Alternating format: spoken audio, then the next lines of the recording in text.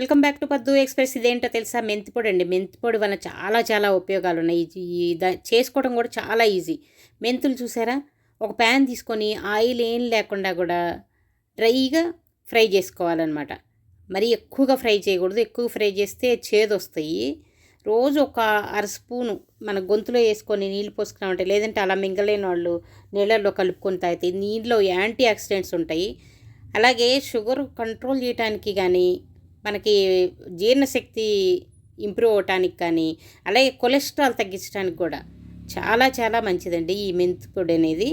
ప్రతిరోజు కంపల్సరీగా అందరూ దీన్ని పొద్దున్నే పరగడుపున కొంచెం ఒక అర స్పూన్ అన్నా తీసుకుంటే, అలవాటు చేసుకుంటే మీకు నిజంగా చాలా ఉపయోగపడుతుంది. ఇది ఈ అన్నిటికీ తలకు కూడా, తలలో మనం హెన్నా కానీ లేకపోతే ఏదైనా పెట్టుకునేటప్పుడు అందులో కూడా కొంచెం ఉట్టి మెంతి పొడి పెరుగు కలిపి కూడా తలకి పెట్టుకోవచ్చు. తలకి కానీ దేనికైనా ఇది ఏ రకంగా మనం వాడుకున్నా కూడా దీనిలో చాలా ప్రయోజనాలు ఉంటాయి అన్నమాట.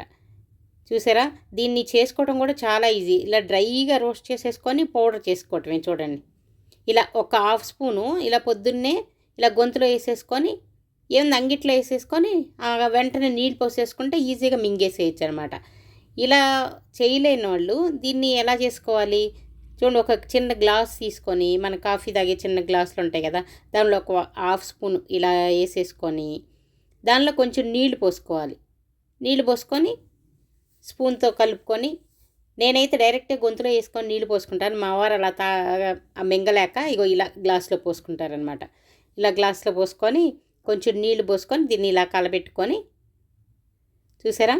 ఇలా కలుపుకొని అంతే గొంతులో పోసుకోవడానికి. కొంచెం లైట్గా చేదున్నా కూడా చాలా, మనకు అది అలవాటు పడ్డామంటే టేస్ట్ మనకు బాగా నచ్చుతుంది.